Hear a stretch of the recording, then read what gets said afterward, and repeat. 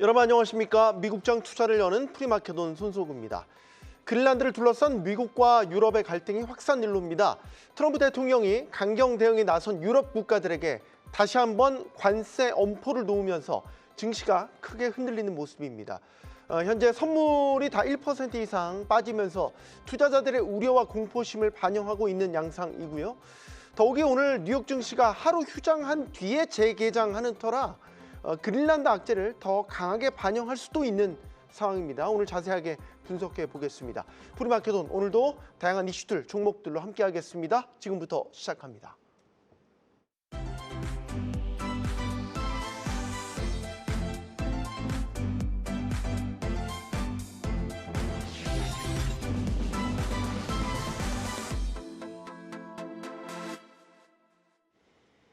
네, 오늘 낮부터 보면은 그린란드 사태를 좀 악재로 반영하는 모습입니다. 지금 본부장님, 3대 선물 다 1% 이상 빠지고 있고 나스닥 선물이 좀 낙폭이 큰 모습이에요. 아무래도 이제 기술주에 대한 투심이 좀 흔들리는 양상으로 나타나고 있습니다. 일단 마틴 루터 킹 데이 때문에 어제 휴장을 했죠. 그러다 보니 하루 늦게 열리는 미 증시가 유럽이 이제 어제 빠졌던 만큼 이제 빠지면서 출발을 하면서 차익 매도 물량이라든지 실망 매도 물량이 장 초반에 그리고 현재 지금 선물 시장에 굉장히 또 영향을 많이 끼치고 있는 상황이라고 좀 보시면 될 것 같고, 이번 주에 다보스 포럼을 지금 진행을 하고 있습니다. 이 다보스 포럼에서 결국 미국과 유럽이 만나게 되었을 때 지금 미국의 기조는 크게 바뀔 가능성이 현저히 낮죠.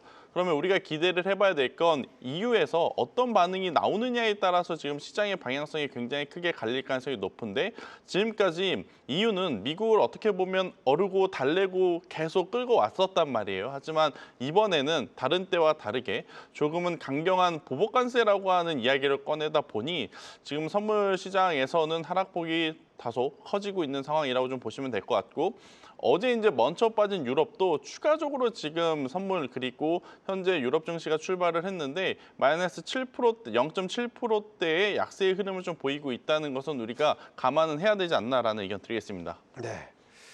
자, 지금 미국과 유럽이 서로 한 번씩 칼을 휘두른 양상이란 말이죠. 그리고 이제 이게 지금 수습이 된다기보다는 약간 확전일로예요. 여기에 대한 불안감을 지금 시장이 반영하고 있는 것 같아요. 김지훈 대표님. 네, 유럽이랑 미국이랑 만약에 경제적으로 충돌이 있었을 때 더 타격을 입는 쪽은 유럽보다는 당연히 유럽 쪽이라고 보고 있습니다.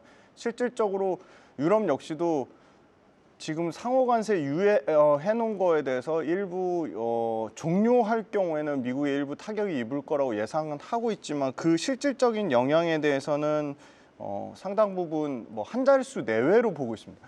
그러니까 지금 유럽의 소비재들, BMW라든지 아디다스라든지 다양한 유럽의 소비재 상품들의 주가가 하락하면서 유럽 경제에 상당히 이 미국발 이슈가 무역 전쟁 또는 지정학적 리스크가 큰 폭의 영향을 미치는 거 아니냐고 보고 있지만, 실질적으로 냉정하게 보면 유럽의 BMW를 포함해서 소비재 시장 자체에 그다지 실적이 그렇게 썩 좋은 상황은 아닙니다. 그래서 사실은 미국은 단기간에 AI라는 큰 틀에, 유럽도 AI를 하지만 AI라는 큰 틀에서 미국 시장이 어떤 실적 기반의 베이스로 올랐다면 유럽은 어떤 지정학적 리스크에 의한 라인 메탈이라든지 유럽의 영국의 배 시스템이라든지 이런 다양한 어떤 국방과 방위 산업 위주로 올랐기 때문에 경제 기초 체력 면에서 유럽이 상당 부분 타격을 입을 것으로, 실질적으로 지금 경제에 지금 이미 타격을 입은 상태고, 이게 관세가 더 오히려 추가적으로 예를 들어 더 부과 10% 이상의 더 부과를 한다고 하면 타격을 입는 쪽은 유럽이기 때문에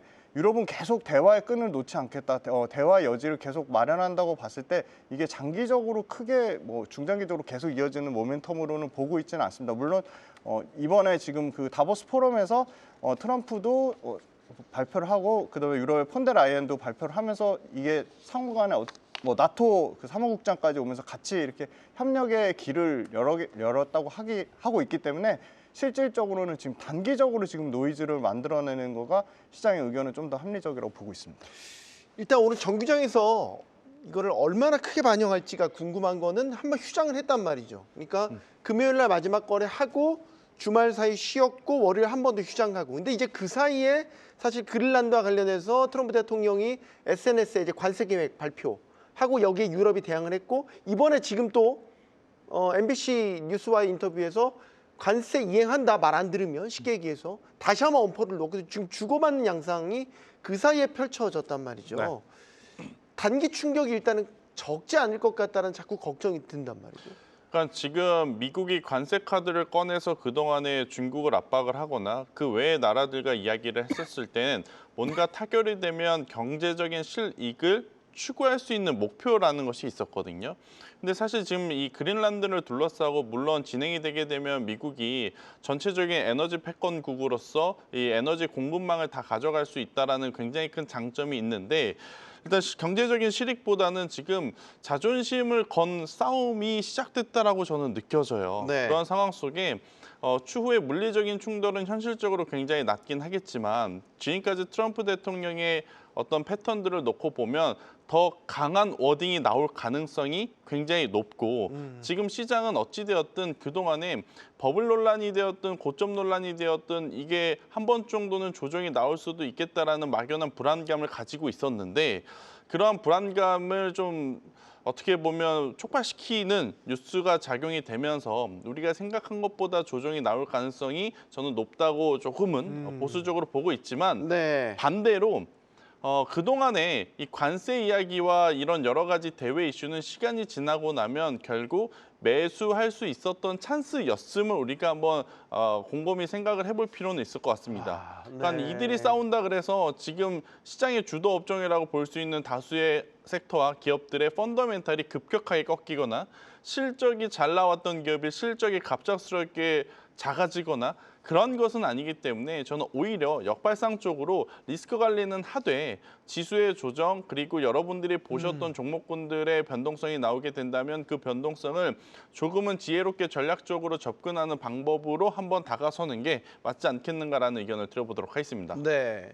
김태성 본부장님은 조심스럽게 표현하셨지만 그린란드 악재는 매수의 기회가 될 수 있다는 관점을 제시를 해주셨어요. 어떠세요? 매수의 기회로 접근해도 되겠습니까? 일단 뭐 매수익에 접근하는 의견은 당연히 동의를 하고요. 사실 조금 더 지켜봐야 될 것 같습니다. 사실은 오늘 말씀하신 본장에서 얼마나 이제 하락하는지 여부도 좀 중요할 것 같고 이거 관련돼서 시장을 주도하는 AI 이제 빅테크 인프라 포함해서 이런 그 빅테크 기업들이 얼마나 또 주가 빠지는지 여부도 최소한 한 이틀 정도는 좀 더 지켜보는 게 좋지 않을까. 왜냐면 또 오늘 이제 돌아오는 새벽 우리나라로 치면 수요일 새벽에 이제 그 대법원에서 판결이 나거든요. 관세 판결. 관세 판결 그게 조금 더 이 그린란드나 이쪽 지정학적 이슈보다는 더 직접적으로 미국 증시에 타격을 입을 것이라고 보고 있거든요. 물론 또 발표가 뭐 또 유예가 될 수는 있지만 지금 시장 상황에서는 이거 관련돼서 상당히 이 트럼프가 그 불법으로 그러니까 선고가 될 확률이 매우 높다고 지금 보는 것 같거든요. 그게 상당 부분 또 이런 정치적인 불확실성을 키우는 요인이라고 보고 있고요. 지금 그린란드 합병 관련돼서 유럽 국가들 상대로 관세 압박 수위를 끌어올리고 있는데 아까 앞부분에서도 대화의 그 톤으로 얘기한다고는 했지만 유럽 역시도 이 소위 말하는 강경 대응으로 나올 경우에는 조금 더 이게 시장에 더 충격을 좀 가해질 것으로 보이고요. 유럽의 이제 자산 운용사 업계들의 의견을 따르면 작년에 달러 가치를 9% 정도 끌어내렸을 때 셀 아메리카 그 수준까지 내려오면 가장 최악의 시나리오가 될 수 있다고 보고 있습니다. 지금 스테인 스트리트 인베스트먼트 알타프 카심 유럽 투자 전략 책임자에 따르면 미국 제도의 신뢰성을 조금씩 훼손하는 사례다. 그래서 이게 더 급격하게 뭐 발언권이 더 세지거나 뭔가 실행적인 조치가 취해지면 상당 부분 유로화가 강세를 띠면서 달러에 대한 노출도를 유럽의 자산운용사나 유럽의 금융계 쪽에서 전략적으로 줄일 확률은 상당히 높다고 보고 있다. 그러면 작년 4월 달의 상황, 그러니까 작년 4월에 가장 안 좋았던 최악의 상황과 유사한 상황으로 갈 수도 있겠다고 지금 유럽에서 밝혔고요. 그때 한번 지수로 비교해 보면 S&P 500 지수가 이틀 동안 약 12% 정도 급락했습니다. 그리고 국채 가격도 급락이 나왔고요. 근데 12% 급락하고 한 2, 3일 정도 가격적으로 약보합을 거치고 바로 그 일주일 안으로 또 강한 또 반등세가 나왔거든요. 그래서 실제 유럽계 자금 흐름 변화가 굉장히 중요해 보입니다. 그래서 미 유럽계 자금 관련돼서 유럽계 펀드 매니저들이 밝힌 거는 미국 행정부의 행태가 이렇게 지속될 경우에 미국에 부여해온 특권을 포기하고 상당 부분 덴마크 기관 투자자들처럼 미국 국채를 매도하거나 미국 자산들을 이렇게 계속 정치적 이념적 성격으로부터 탈피하기 위해서 유럽 투자자들의 자금을 본국으로 환류하겠다. 근데 이 부분은 사실 그 의견 자체가 막 엄청 확산세가 되거나 큰 네. 상황은 아닙니다. 그래서 이런 부분은 좀 조심해야 될 거로 보이고 전반적인 의견은 시장에 대한 즉각적인 충격은 상당히 제한적이다. 그래서 돌아오는 새벽에 발표되는 그 부분이 한 번 더 변동성을 키울 것이라고 보고 있습니다. 지금 유럽 증시 내 선물도 다 많이 빠지네요. 1% 안팎으로 뭐 프랑스 까크라든지 독일 닥스, 영국 푸지 지수 다 지금 1% 안팎의 하락세 보이고 있습니다. 유럽도 이렇게 빠지면 역시 미장과의 상관관계도 보면은 같이 움직이 어느 정도는 동조화된다고 보면 오늘 뉴욕 증시 하락을 어느 정도는 예견하는 피할 근거로도 수 되겠어요. 없을 하락일 것 같고요. 제가 앞서서 이제 하락을 이용하자라고 좀 말씀을 드렸는데 보다도 구체적인 매매 전략에 대한 이야기를 한번 드려보면 네. 우리나라 시간으로 내일이죠. 내일 우리나라 시간으로 오후 6시 반에 사실 젠스당 CEO의 연설이 멈춰 있습니다. 인터뷰가 하나 있고 또 우리나라 시간으로 그 연설이 끝나고 한 3시간, 4시간 이후 그러니까 미국장이 시작하기 약 30분에서 1시간 전에 트럼프 인터뷰가 있어요. 여기서 그린란드에 대한 이야기를 하게 될 가능성이 우선은 굉장히 높다고 보여지는데 문제는 타이밍상 21일 말하면서 지수가 흔들리는 것보다 그 다음 날 유럽에서는 22일 날 긴급 회의를 하겠다라고 했죠. 그러면 21일 날 트럼프가 말하는 거에 대해서 어떠한 대응책을 22일 날 내놓을 가능성이 높습니다. 그런데 만약 그 22일 날 내놓은 대응책이 보복 관세라 함은 시장은 21일, 22일, 23일 그러니까 이번 주 내내 굉장히 약세의 모습을 보일 가능성이 높다라고 좀 보여지고 있고요. 그러면 너는 그 조정이 나온다고 했었을 때 언제의 타이밍을 잡을 거냐. 만약 22일 날 기다렸는데 유럽 쪽에서 보복 관세와 같은 강경한 대응책이 나온다면 이번 주보다는 주말에 나오는 뉴스를 보고 다음 주 초를 한번 기다려보는 게 맞을 것 같고요. 그리고 22일 날 긴급회의 끝나고 나서 우리가 생각한 것보다는 조금 더 온화한 제스처가 나오게 된다면 20일, 그러니까 23일 날로 넘어가는 금요일 시장을 매수의 타이밍으로 잡아보는 것도 나쁘지 않겠다라는 의견 드려보도록 하겠습니다. 네. 자, 아까 잠깐 언뜻 언급되기도 했었지만 지금 트럼프 대통령만 다보스를 간 게 아니라 미국 주요 기업들의 CEO들도 다 총출동했어요. 뭐 젠슨 왕도 처음으로 다보스에 네. 갔죠. 거기에다가 뭐 구글, MS, 그다음에 석유 기업들, 뭐 엑손모빌 이런 것들도 갔단 말이죠.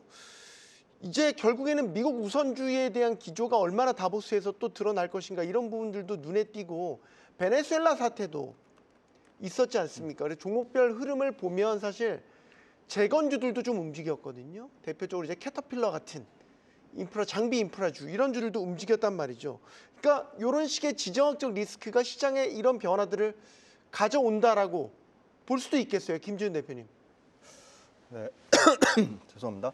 그 다보스 포럼이 이제 전 세계 정재계 현안들이 모여가지고 이제 여러 가지 주제에 대해서 논의하는데 사실은 말로는 대화의 정신을 주제로 열리고 있지만 여기서 가장 큰 관심이 뭐 아까 모두에 계속 말씀드렸던 그린란드 병합에 대한 야욕 그리고 유럽과의 새로운 관세 전쟁으로 보입니다만 사실은 기대되는 부분은 마이크로소프트와 엔비디아, 오픈 AI 그리고 구글의 딥마인드, 엔스로픽, 팔런티어 등 빅테크들의 CEO들이 대거 참여했다는 겁니다. 말씀하신 석유화학 기업들도 사실은 기후 변화를 사기라고 비판하는 트럼프를 등에 입어서 이번에 그동안 불과 2, 3년 동안 다보스에서 제시하는 친환경적인 의제에 대해서 상당히 불편함을 드러내면서 참여하지 않았다가 좀 참여하는 모습을 나타내고 있고요.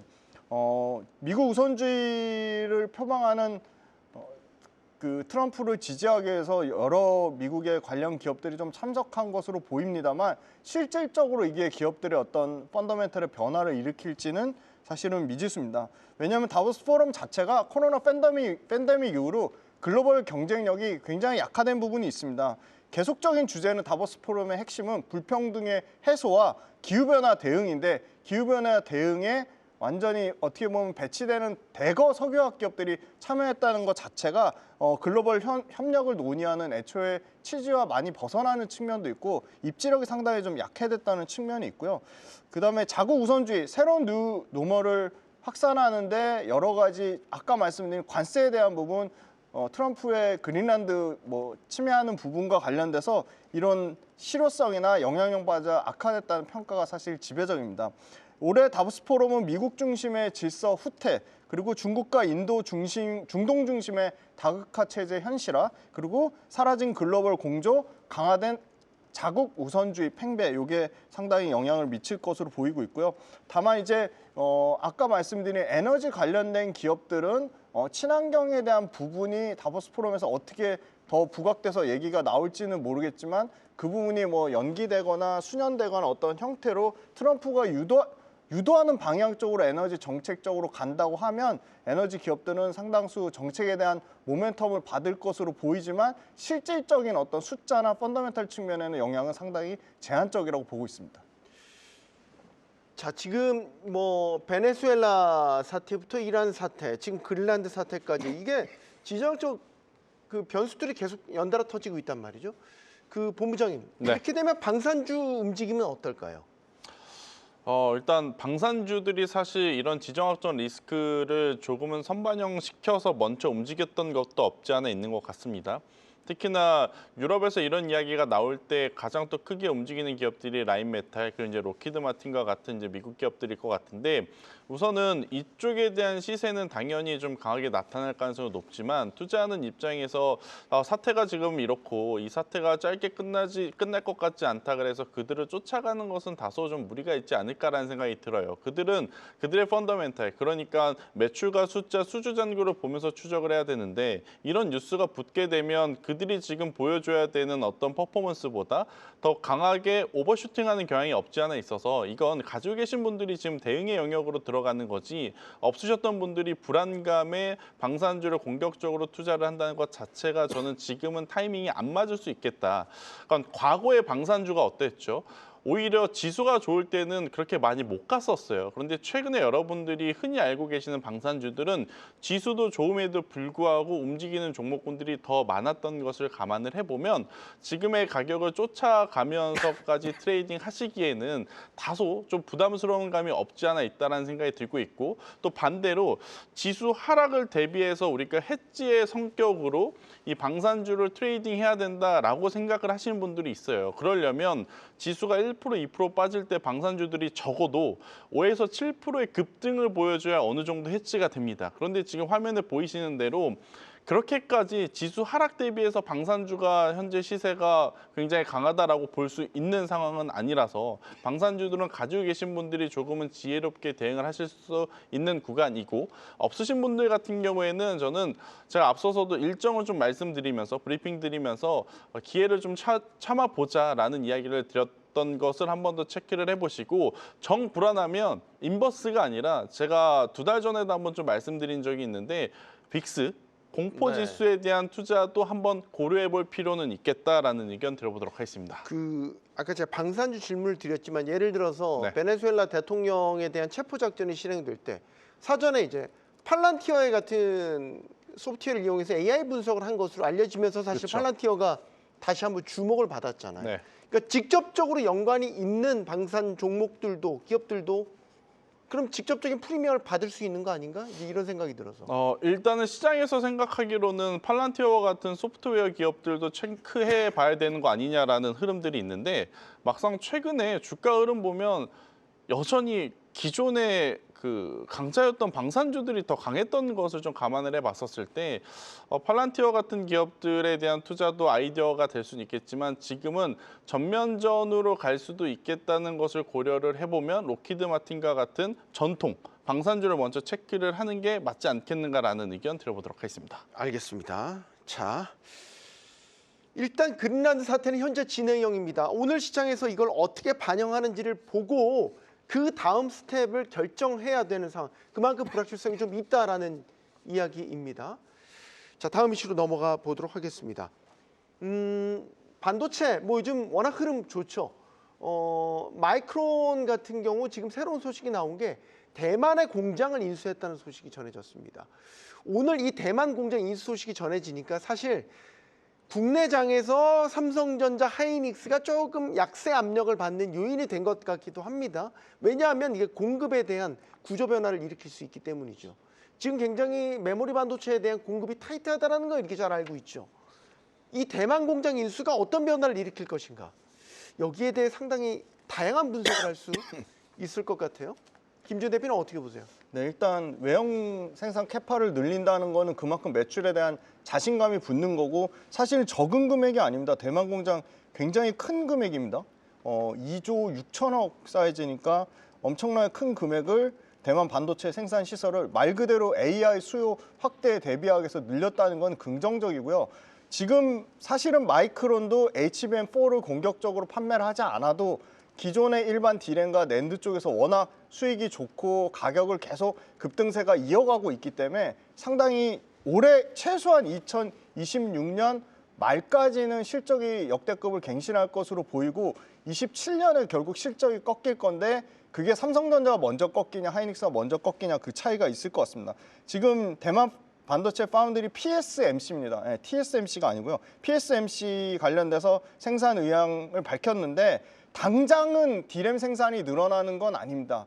지금 상식적으로도 소위 말하는 이 클린룸 세팅하는데 최소 2년이 소요되기 때문에 2027년 말 하반기부터 이 인수를 통해서 D램 생산량을 늘릴 것으로 보고 있습니다. 그래서 D램 생산 설비 관련돼서 약 2조 6천억을 투자한 거니까 말 그대로 새로운 3위의 반란을 예상을 하고 있는데 그러면 2조 6천억을 통해서 실질적으로 그러면 매출 사이즈가 얼마나 올라갈 거냐. 실제 매출 사이즈 올라가는 거는 한 20% 안팎으로 보고 있습니다.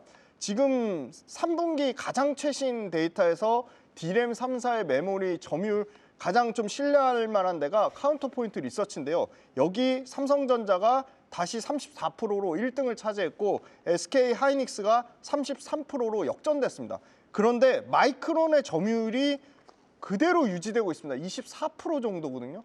그러니까 생각보다 HBM4에서 발열 문제, 설계 문제도 나오는데 지금 실질적으로 마이크론의 점유율이 올라가지 않고 있다는 겁니다. 26%, 24% 선에서 계속 유지되고 있다는 게 뭔가 이번 이 대만권 인수를 통해서 상당 부분의 어떤 외형 성장과 시장 점유율 침투를 노리고는 있지만 쉽지는 않아 보인다. 그래서 단기적인 긍정적인 모멘텀을 보고 있고요. 결국은 AI 반도체 수율은 AI 반도체의 앞으로의 이제 소위 말하는 경쟁의 핵심은 HBM4 수율에 달려 있다고 보고 있습니다.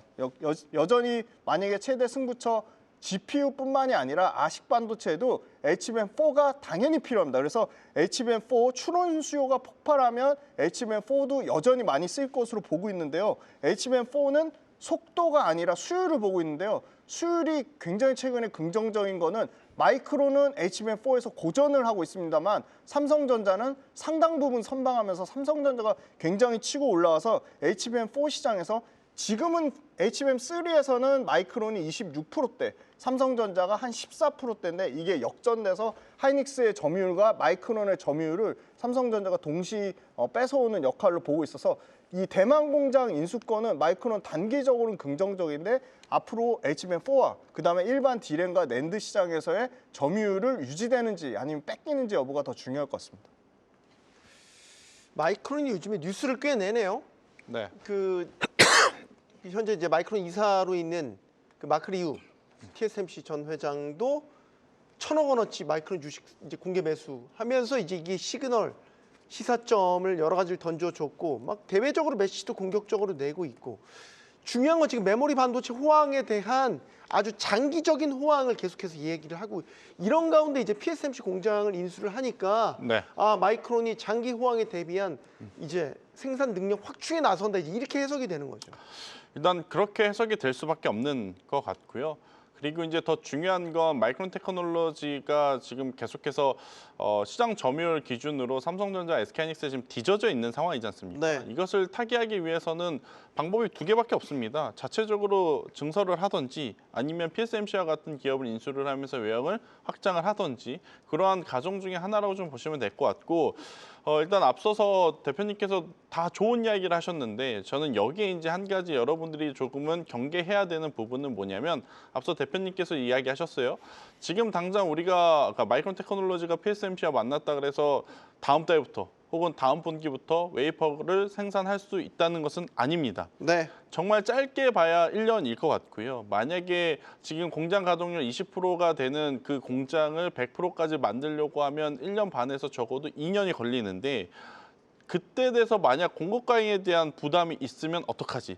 예전에 삼성전자도 그렇고 SK하이닉스도 그렇고 마이크론 테크놀로지도 사실 과거에 좀 아픈 기억이 있었지 않습니까? 네. 대규모 투자를 했는데 공급 과잉에 대한 이야기가 나오고 디램에 대한 가격이 떨어지고 그로 인해서 수익성 악화가 되고 주가가 정말 한동안 암흑기를 걸었던 시기가 있었던 상황이라 네. 우선 증설에 대한 뉴스가 지금 현재 당장에는 주가를 올리는 데 사용하고 있지만 이게 언젠가는 또 한번 변수가 될 가능성은 있지 않겠는가. 그래서 너무 먼 미래를 지금 고민을 하시는 것보단 지금 당장 마이크론 테크놀로지라든지 반도체 IT에 투자를 하신 분들은 두 가지를 꼭 체크하셔야 됩니다. 일단 첫 번째, 계속 저희가 방송 때 말씀드리는 것 같은데 캐펙스 투자의 규모.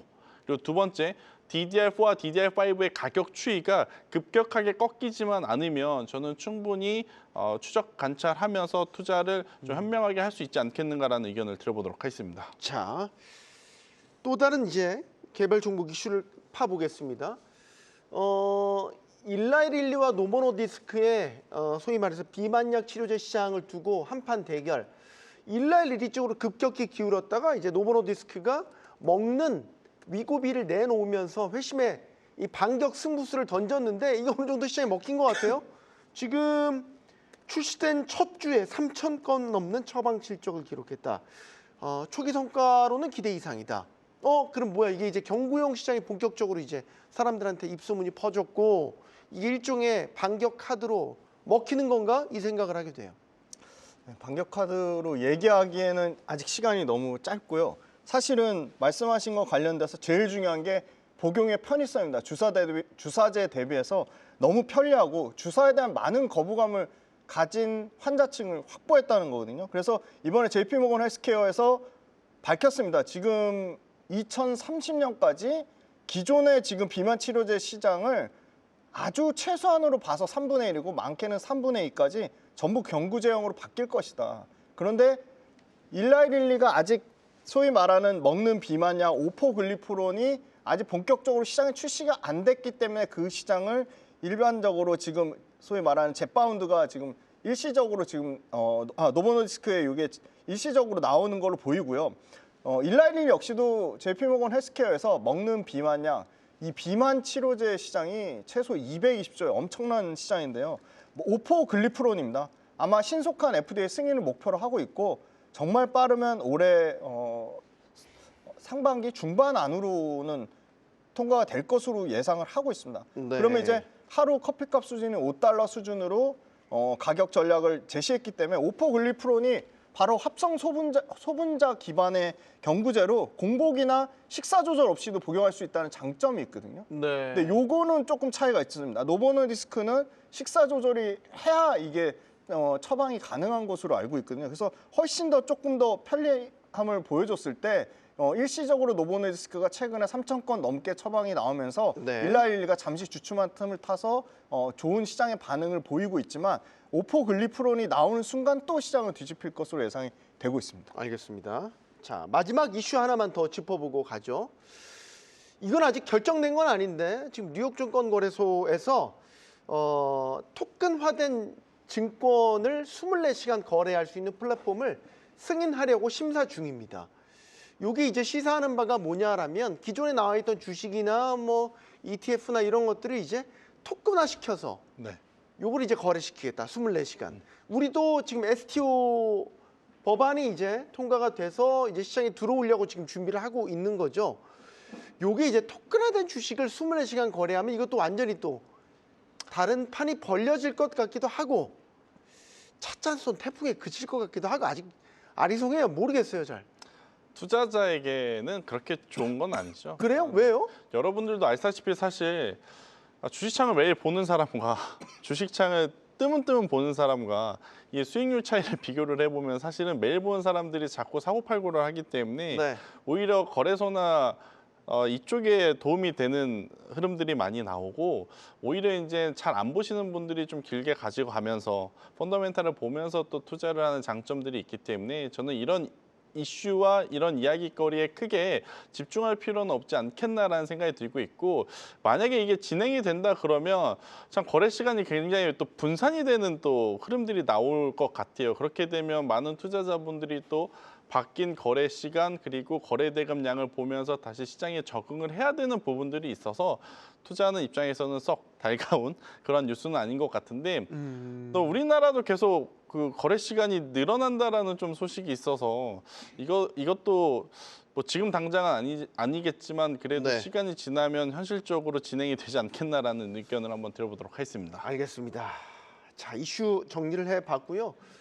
자, 오늘 이제 뉴욕 증시가 재개장합니다. 실적 시즌에 돌입을 했기 때문에 오늘 실적 내놓는 기업들이 여럿 있죠? 네, 일단 오늘 뭐 여러 가지 아마 많이들 걱정이 되실 것 같은데 제가 그래서 기술주라든지 이런 다른 기업들에 대한 실적은 조금은 배제를 했고요. 여러분들이 이제 보셔야 될 기업들 중에 넷플릭스가 오늘 이제 실적 발표를 합니다. 네. 그리고 이제 유나이티드 항공이 오늘 또 실적을 발표를 하고요. 그리고 여러분들이 또 잘 아시는 3M, 그러니까 내수 소비 관련한 기업들의 실적을 한번 또 보시는 게 더 나은 선택지일 수 있겠다. 오늘은 기술주라든지 아니면 수출주 같은 경우에는 굉장히 또 복잡 미묘한 관계들이 계속 물릴 수 있어서 내수 소비와 관련한 기업들을 먼저 체크를 해보자는 의견을 드려보도록 하겠습니다.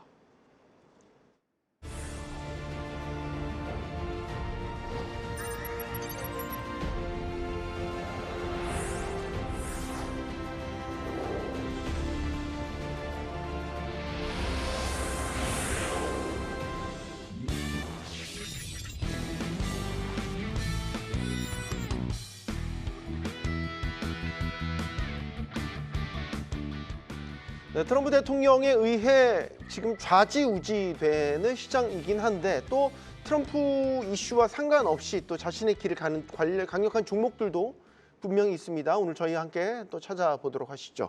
한 종목씩 알아보도록 하겠습니다. 김태성 본부장님부터 시작을 해볼 텐데요. 네. 허니웰 인터내셔널이라는 곳입니다. 여기는 저도 이제 사전에 좀 찾아보니까 되게 그 다루는 영역이 그렇죠. 네, 굉장히 광범위하더라고요. 네. 방산 쪽도 하지만 뭐 건물 스마트 빌딩 관리도 하고 그렇죠. 되게 다양해요. 뭐 자동화 공정도 하고. 이거 어떤 회사인 거예요? 일단 인터내셔널 붙는 거 보니까 다국적 기업인 것 같기는 한데. 일단은 지금 프리장 제가 잠깐 봤는데 네. 오늘 아마 많은 투자자분들이 좀 속상한 하루를 좀 보낼 것 같다는 생각이 많이 조심스럽게 빠지고 들어요. 있습니까? 일단 테슬라를 비롯해서 다수의 지금 기술주들이 적게는 2%대, 많게는 또 3%대의 좀 조정을 보이고 있는 상황이라 그렇군요. 우리가 이럴 때 한숨 쉬고 팔 걸, 뭐 할 걸 후회를 하는 것보단 결국 다음 스텝을 준비를 하는 게 맞다고 생각이 들거든요. 네. 그렇다면 제가 오늘 좀 말씀드리고 싶은 허니웰 인터내셔널이라고 하는 기업에 대해서 한 번 정도 고민을 해보셨으면 좋겠다는 생각이 드는데 앞서 말씀 주셨다시피 이 기업이 하는 일은 굉장히 많습니다. 뭐 여러 가지 일을 하는데 그중에서 최근에 보면 우주항공 쪽으로 사업 분야가 확장을 하고 있다는 것은 우리가 꼭 체크를 해야 된다는 생각이 듭니다. 네. 이번에 지금 다보스 포럼의 메인 주제가 뭐냐? 환경이 결국엔 메인 주제겠지만 이번 다보스 포럼의 주제는 우주입니다. 그래서 지금 동아시아 증시도 섹터 내에서 우주항공이 굉장히 강했던 거고 이게 만약 미증시에도 반영이 된다라고 하면 다른 섹터들보다 우주항공 관련주들이 어떻게 보면 오히려 낙폭이 적을 수 있고 또 반등이 나올 때도 가장 강하게 나타날 가능성도 굉장히 높게 점쳐지고 있는 상황이라 한일 인터내셔널이라고 하는 기업이 최근 우주항공 쪽으로 이제 매출 증가가 하고 있다는 것은 꼭 한번 체크를 해보실 필요는 있을 것 같고 매출이 굉장히 빠르게 느니까 회사 입장에서는 26년 올해 하반기에 이 우주 사업부를 따로 분사하는 계획을 발표를 했습니다. 네. 그만큼 분사하기 전에 이제 우주항공 쪽을 본다면 당연히 이 한일을 바라보시는 분들이 굉장히 많을 수밖에 없다. 이렇게 좀 보시면 될 것 같고요. 지금 2025년 12월 말일 기준으로 수주 잔고가 벌써 47조입니다. 2024년에 체크를 해보니까 수주 잔고가 32에서 33조였거든요. 근데 1년 만에 이렇게 폭발적으로 수주 잔고가 어떻게 늘어났느냐 봤더니 공공기관 혹은 우주 산업에 대한 수주 잔고가 엄청나게 급증을 했다라고 좀 보시면 될 것 같아요. 그만큼 지금 앞으로의 어떤 실적에 대한 베이스는 굉장히 탄탄하게 만들어져 가고 있다라고 좀 보시면 될 것 같고요. 네. 그리고 이 기업이 정말 하는 일이 많은데 제가 지금까지 이야기한 것은 거의 다 이제 하드웨어 쪽이지 않습니까? 근데 네. 요새는 소프트웨어 쪽에도 지금 이 사업 영역을 진출을 하고 있다고 좀 보시면 될 것 같아요. 특히나 이 라인, 그러니까 어떤 제품을 생산하는 제조업 라인의 AI 자동화 이러한 솔루션 사업까지도 영위를 해 나가고 있는 상황이라 저는 헌일 인터내셔널 같은 경우에는 다른 테크주들 대비해서 그렇게 많이 올라오지 않았다는 지금 주가의 위치도 감안을 했었을 땐 충분히 조정이 나왔을 때 그 조정을 이용해 볼 필요가 있는 기업과 분야 중에 하나가 아니겠는가라는 의견을 조심스럽게 드려보도록 하겠습니다. 제가 지금 본부장님 말 들으면서 갑자기 떠올랐어요. 옛날 우리 집에 허니웰 인터폰이 있었어요. 그렇죠. 네, 근데 인터폰 사업은 지금 철수를 했죠. 그렇죠. 새로운 이제 기업으로 뭐 거듭났는데 이 양자도 다뤄요? 양자도 지금 그 대주주로 있습니다. 그러니까 하나의 기업의 대주주로 지금 한일이 지금 있는 상황이라 미래 먹거리의 사업에 거의 다 지금 발을 걸쳐놓은 상황이에요. 그러네요. 지금 다보스 포럼에서 제가 우주 이야기를 했지만 우주 다음에 또 키워드가 양자가 붙었거든요. 네. 그러면 이번 포럼에 또 가장 어떻게 보면 민감하게 반응할 수 있는 보도를 가진 쪽이 이 기업이라서 저는 이 기업이 조정이 나오면 크게 걱정할 필요는 없겠다 생각이 들고 있고 아마 여러분들 인터폰도 보셨겠지만 온도 조절기에 또 이 한이엘 붙어 있는 것도 많이 보셨을 텐데 이제는 이쪽 사업은 하진 않고 있고요. 계속해서 이제 더 고부가 가치 제품을 만들고 있는 사업으로서 진화도 굉장히 빠르게 되고 있고 실제 실적적인 부분도 연 배당률을 계속 높여가고 있습니다. 네. 지금 잉여 현금 여력이 지난 3분기 기준으로 보니까 50%가 넘었더라고요. 그만큼 현금력이 굉장히 강한 기업인 상황이라 중장기 투자함에도 큰 무리 없지 않겠나라는 의견 드리겠습니다. 네. 자, 추억의 허니웰 인터폰을 떠오르게 하지만 이제 인터폰 기업이 아닙니다, 여러분. 완전히 새로운 기업으로 이제 거듭났다라는 점을 다시 한번 강조를 드리겠습니다. 자, 이제 김주 대표님 첫 번째 종목으로 가볼까요? TTM 테크놀로지스라는 기업입니다. 이게 이제 PCB 회로기판 만드는 거 네네네. 맞죠? 맞습니다. 굉장히 우리나라의 친숙한 기업입니다. 이수페타시스의 강력한 경쟁자입니다. 사실 이수페타시스는 작년에 뭐 380% 올랐고 많이 올랐습니다. 사실 네. TTMI도 올랐는데 미국에서는 당연히 이수페타시스도 구글의 구글을 고객사로 갖고 있고 엔비디아를 고객사로 갖고 있지만 당연히 미국 입장에서는 가장 선호하는 FPCB 기판 업체고요. 압도적인 1등입니다. 그리고 주가가 증명을 하고 있고요. 기판 관련돼서는 일단 중요한 거는 더 갈 수 있다고 보는 거는 여전히 쇼티지라는 겁니다. 기판의 가격은 계속 올라가고 있고요. TTM이 미국 내에서는 워낙 경쟁자가 치열합니다. 뭐 WS도 있고 골드 서킷 일렉트로닉스도 있고 GCE도 있고 한국의 이수페타시스도 있는데 아무래도 미국 정부에서 강력하게 TTMI를 좀 상당히 많이 밀어주는 것 같습니다. 그렇다고 AI 데이터 센터의 매출이 편중돼 있지는 않습니다. 점차적으로 AI 데이터 센터 컴퓨팅 쪽에 30%, 35%, 38%까지 늘리고 있고요. 또 안정적으로 항공우주 국방 쪽에 들어가는 기판 쪽으로도 40% 이상의 매출을 차지하고 있습니다. 계속 역대급으로 실적을 갱신하고 있고요. 전략적으로 M&A 하면서 키우고 있습니다. 이 기판이 업그레이드가 되고 있는데요. 지금 기존의 통신 네트워크를 말씀드렸을 때 통신의 스위치가 400기가에서 800기가, 이제 내년 되면 1.6 테라 스위치를 쓸 건데요. 네. 그러면 당연히 단가가 40% 이상 비싸지고요. 중요한 건 이제 더 진입 장벽이 높아지는 게 다중적층 기판을 써야 됩니다. 이 다중적층을 글로벌로 양산할 수 있는 데가 이수페타시스, WS, GC, TTM 요 한 4개 정도 업체로 돼 있고요. 미국에서 전략적으로 대만 업체들 GC나 WS를 원천적으로 또 배제하는 사이클로 가고 있습니다. 그래서 최대 TTMI가 당연히 수혜를 볼 수밖에 없고 실적으로 계속 증명을 하고 있습니다. 다양한 부품을 또 하는데요.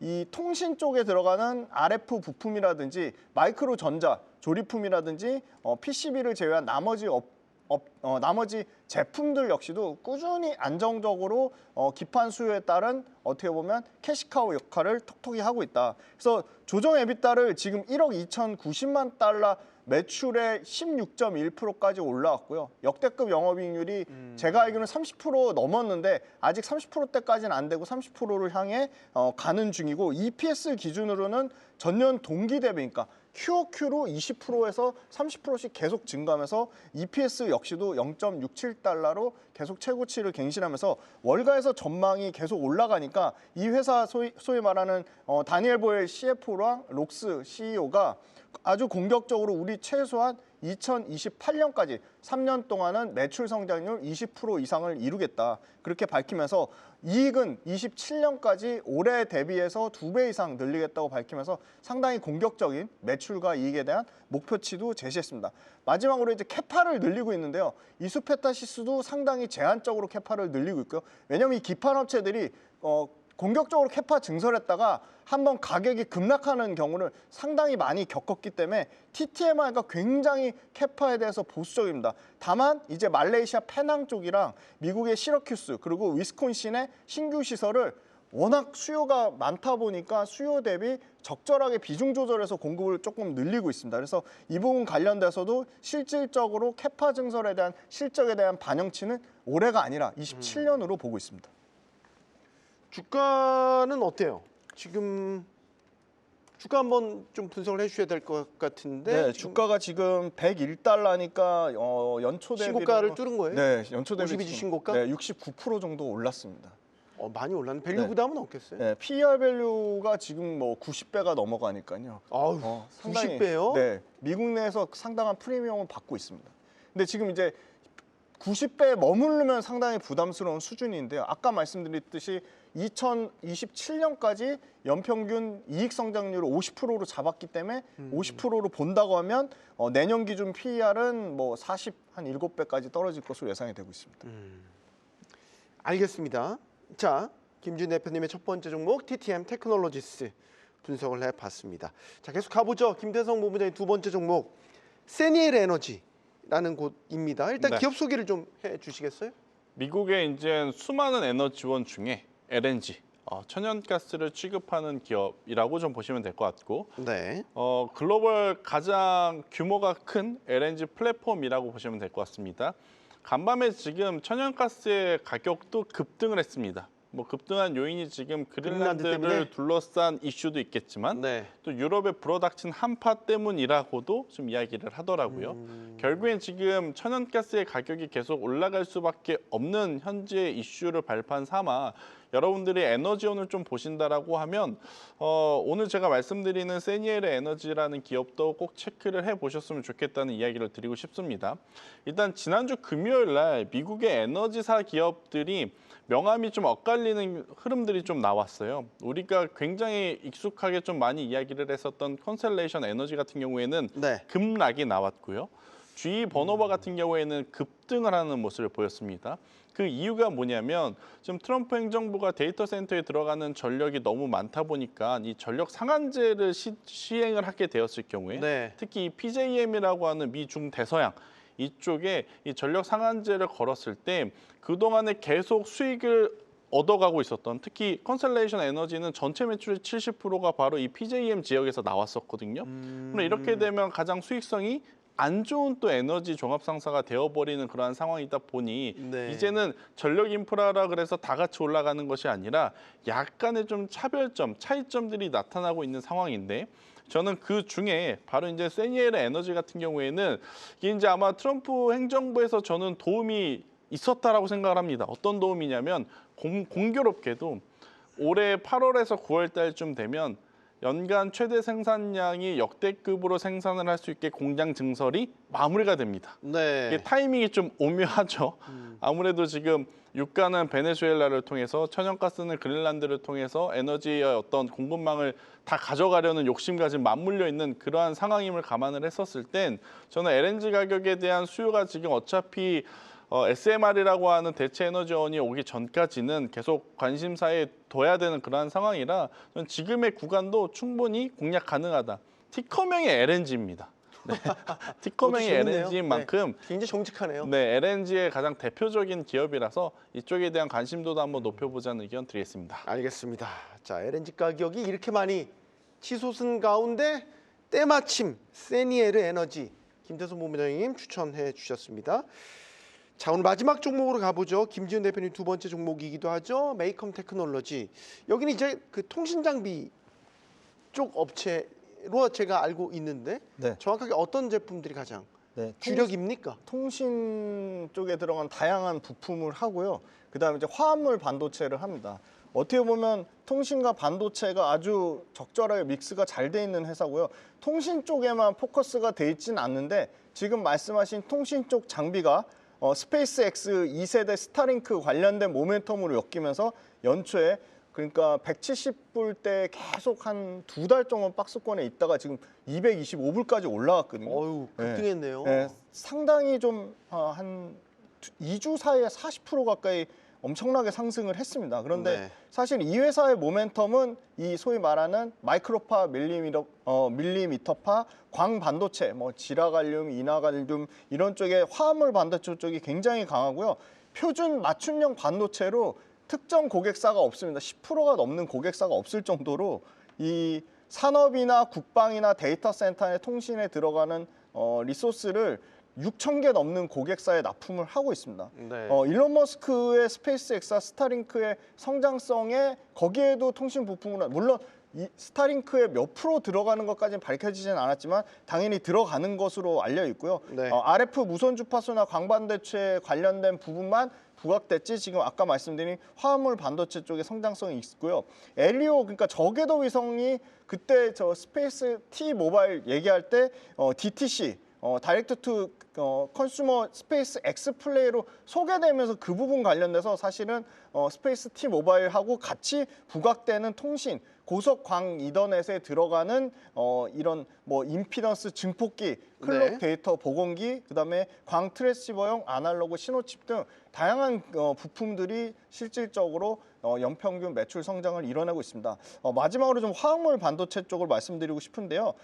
굉장한 진입 장벽이 있습니다. 갈륨 비소라든지 갈륨 나이트라이드, 인두민산 요게 지금 통신 영역에도 쓰이고 있고요. 산업용에도 쓰이고 있고 국방용에도 지금 쓰이고 있습니다. 그래서 네. 다양한 전력 밀도나 전력 효율을 높이는 부품으로 통신 제품과 더불어서 화물 반도체 단에서 상당한 진입 장벽을 가지고 있으면서 이 네. 부분이 반도체 쪽에는 모멘텀도 같이 엮여 있다. 그렇게 말씀드리겠습니다. 알겠습니다. 자, 오늘 마지막 종목 메이컴 테크놀로지까지 알아봤습니다.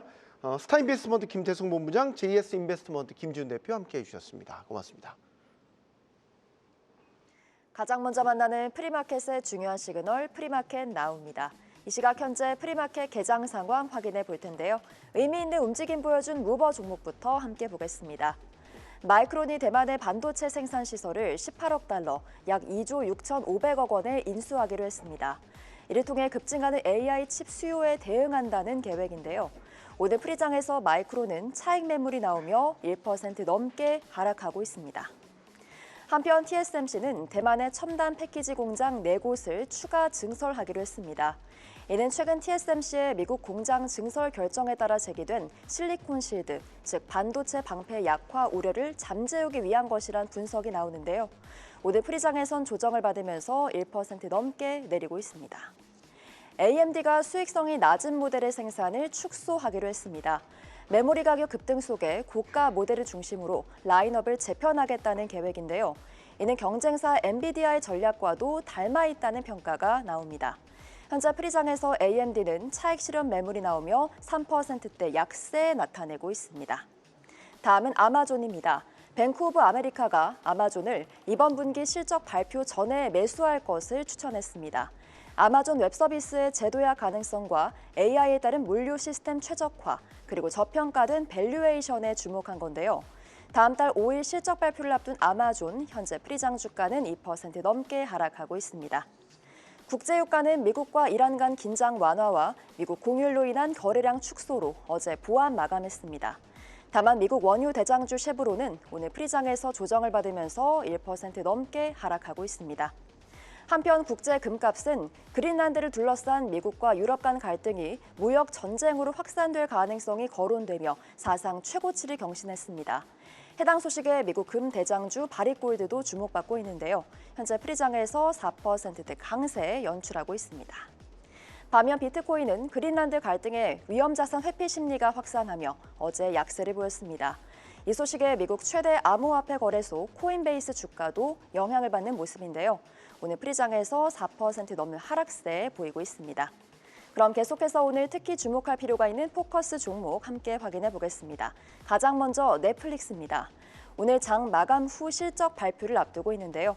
4분기 넷플릭스는 전년 동기 대비 약 30%의 이익 성장이 예상됩니다. 한편 시장의 이목은 실적 수치보다는 워너브라더스와의 협상에 더 쏠리는 양상인데요. 넷플릭스가 워너브라더스 인수와 관련해 어떠한 전략과 자금 조달 방식을 제시할지 등에 관심이 쏠립니다. 오늘 프리장 주가는 실적 발표를 앞두고 관망세에 접어들며 보합권에 머물고 있습니다. 다음은 유나이티드 항공 확인해 보겠습니다. 마찬가지로 오늘 장 마감 후 실적을 발표하는데요. 4분기 매출은 153억 9천만 달러로 전년 동기 대비 늘 것으로 보입니다. 반면 EPS는 2.96달러로 감소할 것으로 예상되는데요. 다만 UBS는 유나이티드 항공의 4분기 실적보다는 1분기 가이던스에 주목하며 매수 의견을 재확인했습니다.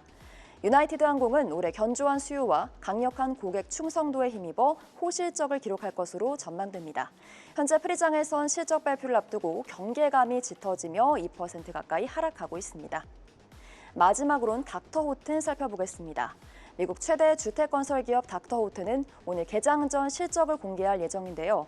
시장에선 1분기 매출과 순이익 모두 전년 동기 대비 감소할 것으로 전망하고 있습니다. 앞서 회사 측은 시장 예상치를 하회하는 올해 실적 가이던스를 제시한 바 있는데요. 이는 지속적인 구매력 제약과 소비자 심리 위축 등에 따른 것으로 풀이됩니다. 오늘 프리장 주가는 2% 가까운 하락세에 나타내고 있습니다. 네, 이렇게 여러 종목들 함께 살펴봤는데요. 뉴욕 증시는 그린란드를 둘러싼 관세 충격에 전반적으로 조정을 받는 모습입니다. 그럼 지금까지 프리마켓 나우 서효원이었습니다.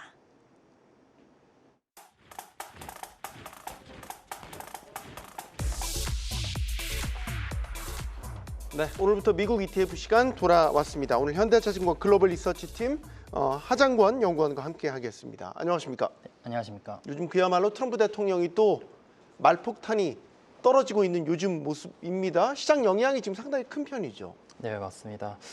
일단 그린란드 사태랑 관세 관련해서 좀 간단하게 말씀드리면은 최근에 관세 관련해서 대법원 판결을 시장이 예상을 했었습니다. 그래서 네. 9일 예상하다가 이제 16일 그리고 지금은 20일을 예상을 하고 있는데 이걸 지금 시장이 좀 관심을 갖고 있는 상황이고 그리고 또 관세 관련해서 지금 이 폴리마켓에서 예상하는 이 위법 판결이 날 확률이 한 70%로 예상을 하고 있고 그리고 관세 환급 청구권이라고 이 네. 실제 관세에 대한 환급을 대신 받을 수 있는 권리를 지금 판매를 하고 있는데 이게 지금 본 가격이 한 20% 정도로 거래가 되고 있습니다. 그래서 예. 실제 기업들은 이 관세 환급이 실질적으로 이루어질 가능성이 굉장히 좀 낮게 판단하고 있다. 그래서 트럼프 같은 경우도 실제 법적 권한이 좀 많이 준비되어 있다. 플랜 B, 플랜 C 이런 것들이 많다라고 얘기를 하고 있기 때문에 지금 시장에서 이 관세 이벤트는 상수다라고 볼 수 있고요. 이런 가운데 이제 그린란드 사태가 좀 확대가 되고 있는데 결론부터 말씀을 드리면은 지금 일단 대법원에서 이 관세 관련된 판결이 나오지 않지 않았습니까? 그래서 네. 적법성에 대한 심사가 남아 있기 때문에 여기에 대한 명분도 부족하다라는 거고요. 그리고 미국과 같은 이 나토 국가들에서도 강경하게 대응하고 있는 상황이라서 이것도 좀 트럼프 입장에서 부담스럽다. 그리고 마지막으로는 트럼프 지지율이 지금 굉장히 낮습니다. 그래서 네. 중간 선거를 앞두고 지금 공화당 측에서도 이 그린란드 관련해서 지지율이 좀 낮기 때문에 좀 섣불리 행동할 수 없다 이렇게 보여주고 있습니다. 그래서 전망하는 입장에서 이 트럼프 같은 경우는 가장 중요하게 여기는 게 유가라든지 물가 이런 것들을 좀 많이 신경 쓰고 있기 때문에 이게 더 변동성을 확대하기보다는 지난번처럼 이 타코 트레이드로 좀 종결될 가능성이 많지 않을까 이렇게 전망하고 있습니다. 그렇군요. 자, 지난주 이제 금융업종, 대형 은행주들을 시작으로 또 어닝 시즌이 돌입을 했습니다. 이번 주에도 이제 넷플릭스도 인텔도 실적 발표. 넷플릭스는 이제 오늘 새벽, 내일 새벽이 되겠죠. 실적 발표 예정돼 있습니다. 이게 이제 ETF 관점에서는 어떤 식으로 전략을 짜고 접근하는 게 좋을까요? 일단 저는 이 그린란드 쪽에서 변동성이 확대되는 게 좀 제한적이다라고 보고 있고 네. 그렇다고 했을 때 저는 이 순환매 그리고 이 로테이션이 좀 활발하게 나오지 않을까. 그래서 베타가 가장 큰 종목들을 사는 게 좀 제일 좋지 않을까 이렇게 보고 있습니다. 좀 이유를 좀 말씀드려보면 네. 10월 말부터 S&P 500 추이를 봤을 때 최근에 고점을 경신했음에도 불구하고 밸류에이션 같은 경우는 5%더 싸진 상황입니다. 이익이 6% 넘게 올랐기 때문에 그렇게 됐는데 지금 이제 1월 말 그리고 2월 초에 M7 종목들 실적이 예정되어 있습니다. 근데 단순 통계적으로 봤을 때 실적 발표하기 전에 이익 모멘텀이 더 크게 올라가면 올라갈수록 이 어닝 서프라이즈 폭이 더 크게 나오는 경향이 있거든요. 그런 것들을 따져봤을 때 지금 M7 종목들 실적 같은 경우는 순이익 단으로 13% 정도 서프라이즈 나지 않을까라고 보고 있고 이 성적으로 봤을 땐 상위 한 25% 정도의 무난한 서프라이즈가 예상이 됩니다. 근데 중요한 건 뭐냐면 이 소외주가 요즘 모멘텀이 좋은데 소외주뿐만이 아니라 이 인공지능 쪽 모멘텀도 좋다라는 것이 제 포인트인데 일단 순환매 관점에서 이 확산 먼저 말씀을 드리면은 최근에 글로벌 경기가 바닥을 잡는 게 아닌가 이런 기대감들이 좀 많이 모아지고 있습니다. 그래서 통상 이런 국면에서 중소형주라든지 아니면 가치주 이런 종목들이 좀 크게 올라가는 경향이 보이고 있고 그리고 22년부터 지금까지의 이 순환매 이 확산의 주요 트리거는 바로 물가였습니다. 근데 최근 2달 연속 이 물가 수치가 긍정적으로 나왔기 때문에 이 확산의 모멘텀은 충분하다. 그리고 그렇다고 해서 이 인공지능 업종이 비싼 것도 아닙니다. 최근 5년 기준으로 봤을 때 5년 평균 멀티플 대비해서 평균 하회하고 있는 수준이기 때문에 네. 충분히 올라갈 수 있는 모멘텀이 많지 않을까 이렇게 보고 있습니다. 알겠습니다. 자, 오늘부터 미국 ETF 오늘 현대차증권 글로벌 리서치팀 하장권 연구원과 함께했습니다. 고맙습니다. 감사합니다.